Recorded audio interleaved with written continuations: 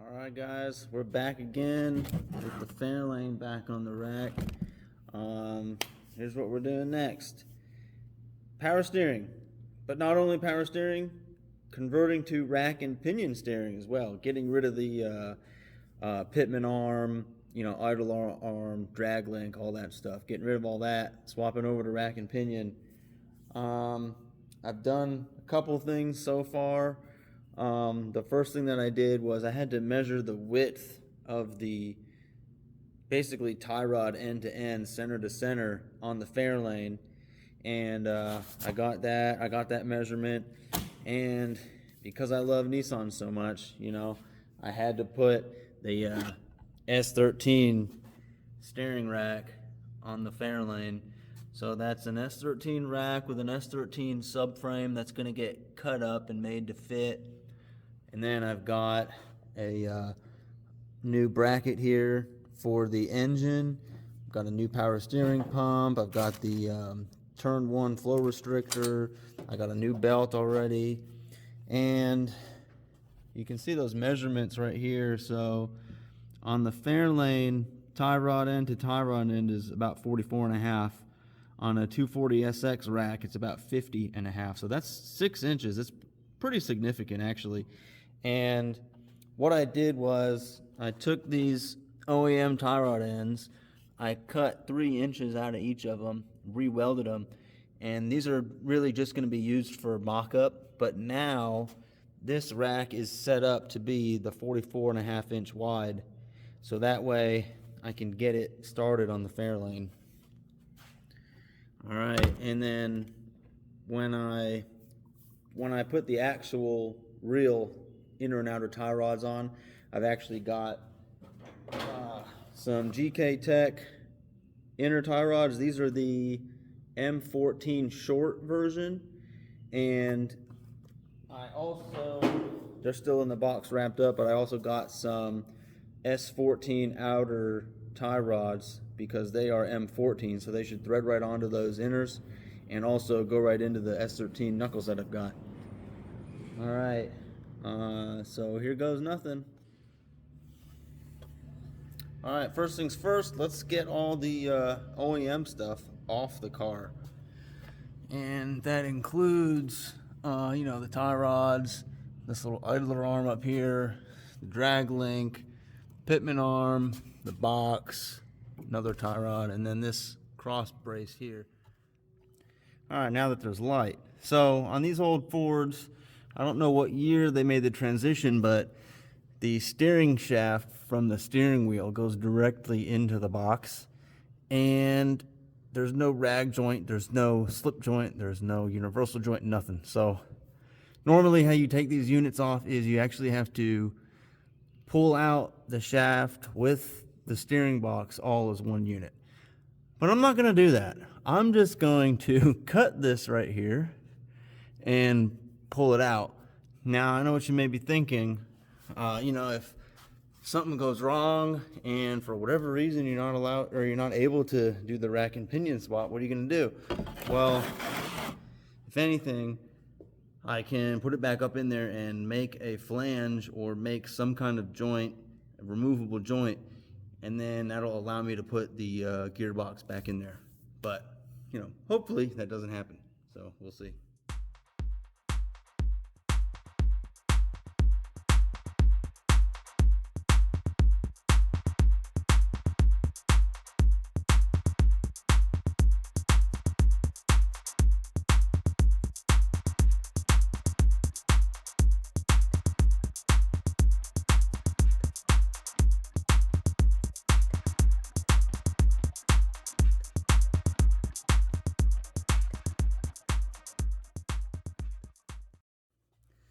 Alright, look, we got so much room for activities up in here. Yeah, very nice, very nice. Alright, so there's the cut shaft right there. It's 3/4 shaft, which is a very common size, so that's awesome. I've got some universals. My neighbor has some also, if I can't find any. Alright, very nice. There's the original gearbox. It actually looks like it's in really good condition. Yeah.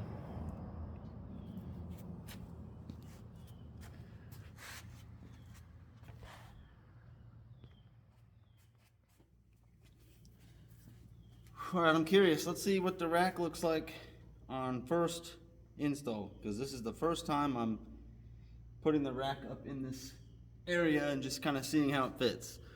So let me get it out here.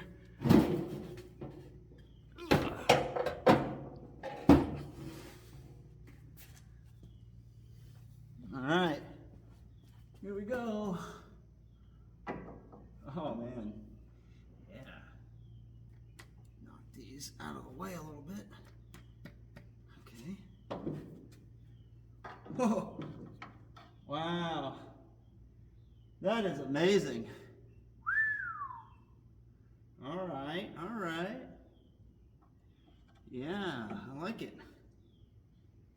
I know it's probably hard to tell from there, but there's just tons of room around here. Oh man. Yeah, this is awesome. I can't wait. All right, sweet. Now, the next step is modifying the front subframe from the S13 to getting it to fit up in here. We'll see what we can do. All right, so what I'm tackling first here is, since the shaft is not really supported on this end, I've got a 3/4 heim joint. So I'm going to make a bracket for this to hold it in place steady, and then I can attach a universal joint onto this. All right, so let's do it.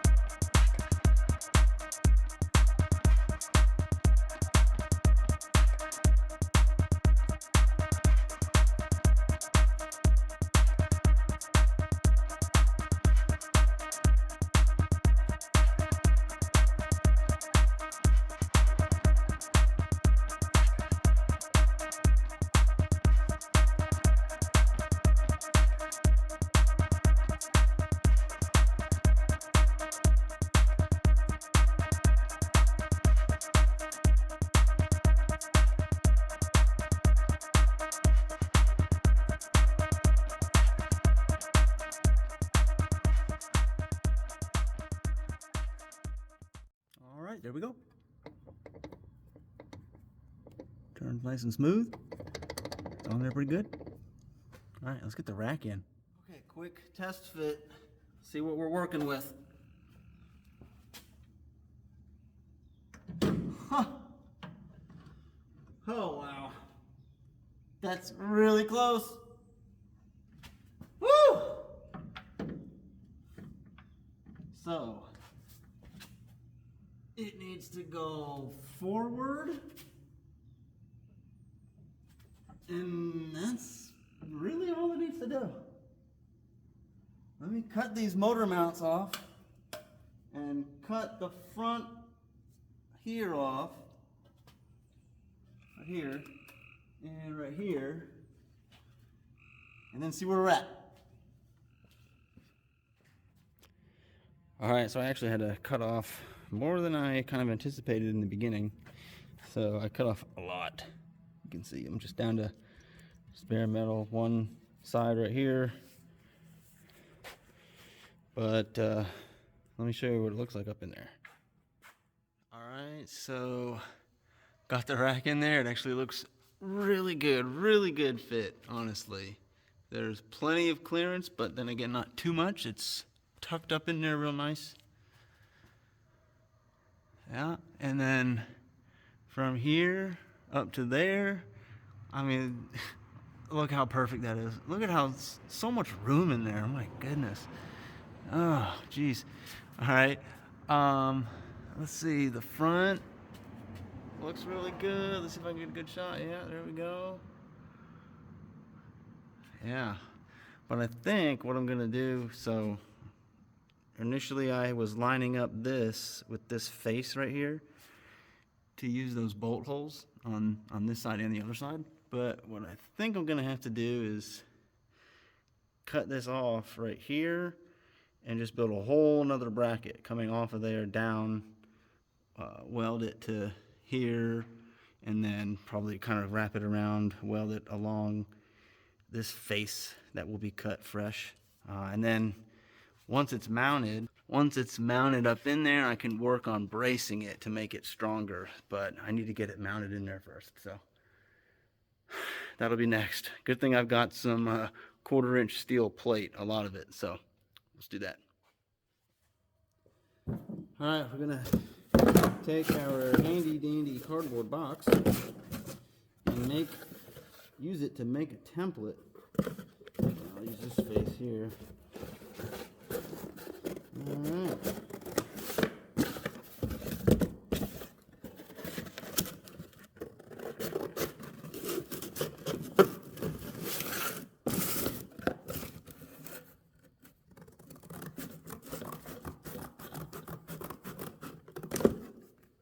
We'll start with that. And a handy dandy Sharpie.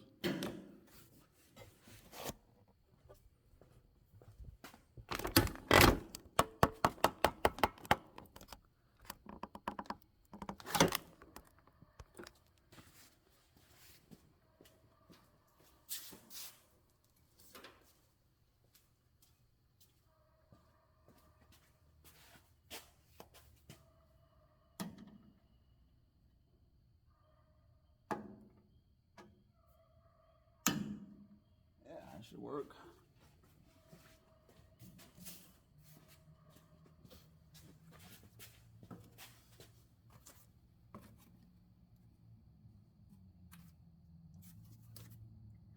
Alright, so we're gonna line up with that edge over here.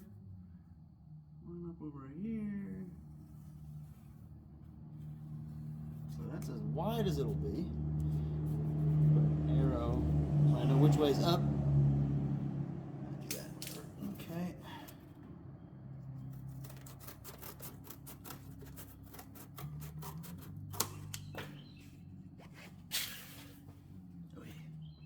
Alrighty then. Okay.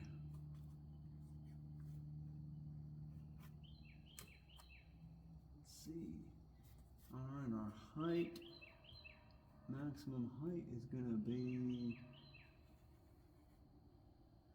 right there.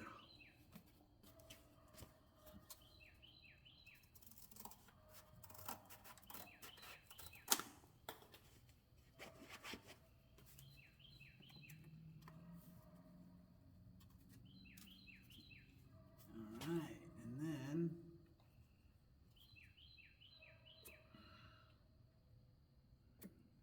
we can cut off some excess.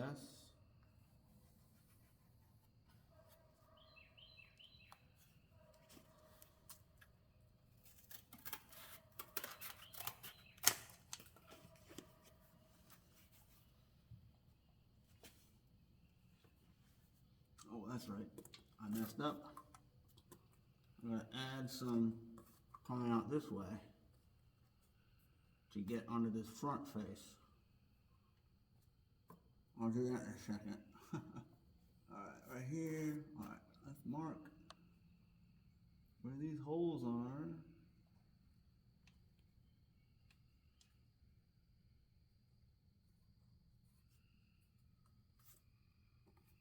Okay.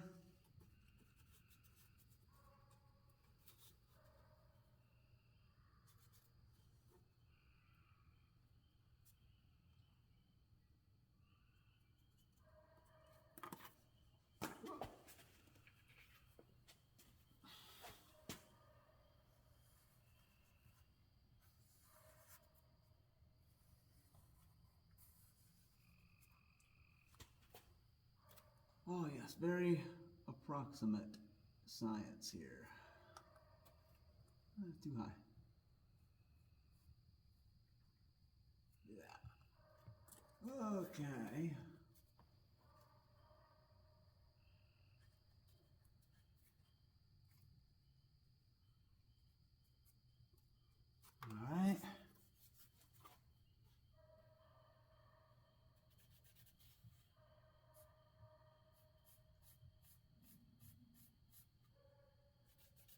there's our holes. Oh, let me mark this. It's the passenger side. Paper passenger. Okay.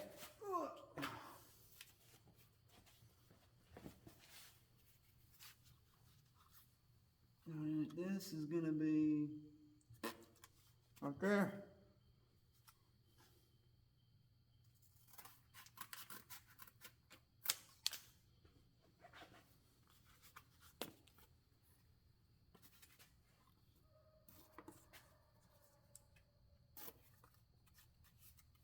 Yeah, so that right there is our initial template. Let's go cut them out.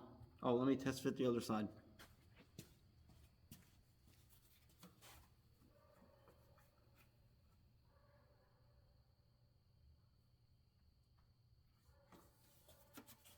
Good. All right, I got into one of my keep working and don't stop to take video modes, but oh yeah, it is in. I've just got basically tack welds on it for now, but it is in. It is actually really solid. So what I'm gonna do, I actually had to modify these pieces a little bit. The little arm that was extending, I had to cut it off. What I'm gonna do is I'm gonna wrap it around like that and do the same on the other side. But yeah, look at that, huh? Sweet. We got clearance all around in here, so it's not hitting anything. It's not moving, or I mean it is moving, but it's not, you know, it's got these rubber bushings, so it's supposed to have some movement. That's good, but it's not hitting anything. We got good clearance with the pan. Reminds me of putting it in an S13, you know? Huh. What do you know? So I'm gonna get it off the car, get the rack off the subframe, finish welding it all. And I don't know, honestly, if I'm gonna reinforce it. I mean, I probably should, right? But it's, I mean, it's on there. I mean, I guess what I could do is I could take a flat piece of steel and weld it like this, so it gets the bottom here and onto here. Same on this side. Yeah, I'll probably go ahead and do that. That'll be pretty easy. Put some triangles in there, some gussets. I guess I'll do that. All right, let's get to it.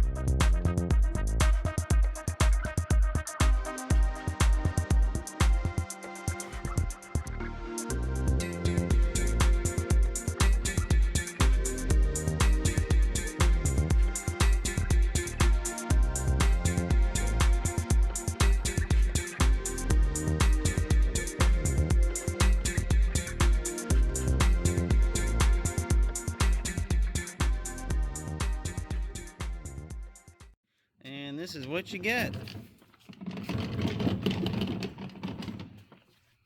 Nice new front subframe. I like it. Gonna let it dry, gonna clean up my mess over there, everywhere, blah, blah, blah. And I'll get it installed, get the rack on there, get the new GK Tech arm inner tie rods and the new outer tie rods on, and hook up the hook up the universal joints. I'll have to figure that out. I think I'll probably need one from my neighbor or something. So yeah, it's coming together pretty good. Alright, so I went ahead, I put the tie rods on, inner and outer. I didn't really film it because all it is tie rods. I just had to cut the GK Tech inners to the right length. Put the outers on, they went right on the knuckle as expected. They went right into the rack as expected. Let me show you. Alright, look at that. New boot goofing right here. Looks pretty nice. Tons and tons and tons and tons of room. No worries at all getting the inner tie rod tightened onto the rack. Tons and tons of room on both sides. Oh yeah. I am excited. This is going to be awesome. So next I'm going to start working on putting the steering joints on the steering input from the steering wheel, as well as down on the rack. But what I did real quick was I set the steering wheel straight, and I know you can barely see it on the video, but there's a mark up for wheel being straight, whatever you want to call it. And what I think I'm gonna do is try to actually drill a hole as straight as possible through that shaft. So when I put the universal joint on it, I can just put a bolt all the way through the universal joint, through the shaft, out the other side of the universal joint, put a nut on it with some Loctite. So that way it's in there really good.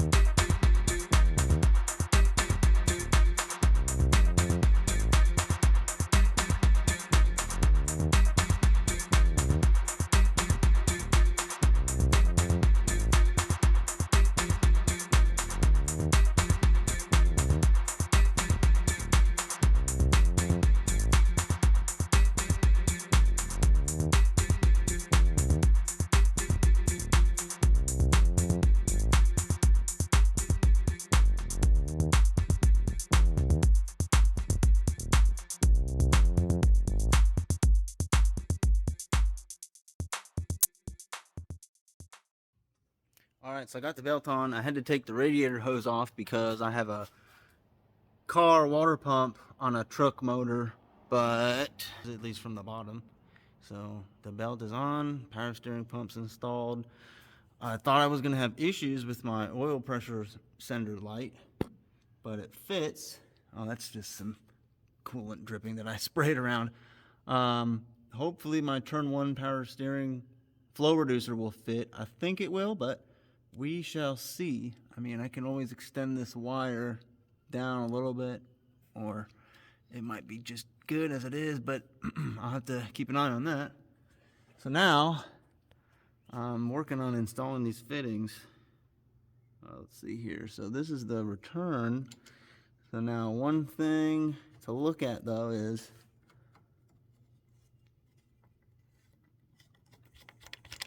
you want that to bottom out in there before, oops, hang on, before this surface bottoms out on this outside surface. So let's see, I already test fit this one. but I'll show you anyways. I don't know how well you can see it. It kind of barely clears it, but what I'd like to do is actually take some material off of the hex portion of this to get that face further away from the face on the rack. And I actually had to do that on the pressure side. So I'll show you what I'm talking about. Let's go over here. All right, let me put these next to each other. So you can see this one I already modified. See how the hex section is a little bit thinner. Hopefully you can see that. Try to focus better. I don't think it's wanting to focus, but hopefully you get the idea. Yeah, there you go. You can kind of see the one on the bottom is machined a little bit thinner. So I'm going to go ahead and do that to this one.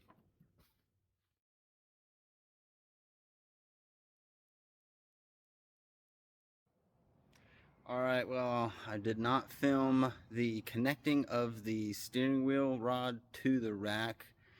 Trust me, you did not want to see that, but oh my gosh, it was actually worse than I thought. So let's get under there and I'll show you. All right, so at least it's done. Real quick, the reason it looks so weird right here is because it's just covered with grease for now, but I was hoping to do just one universal joint right up in here and then right into this joint on the rack.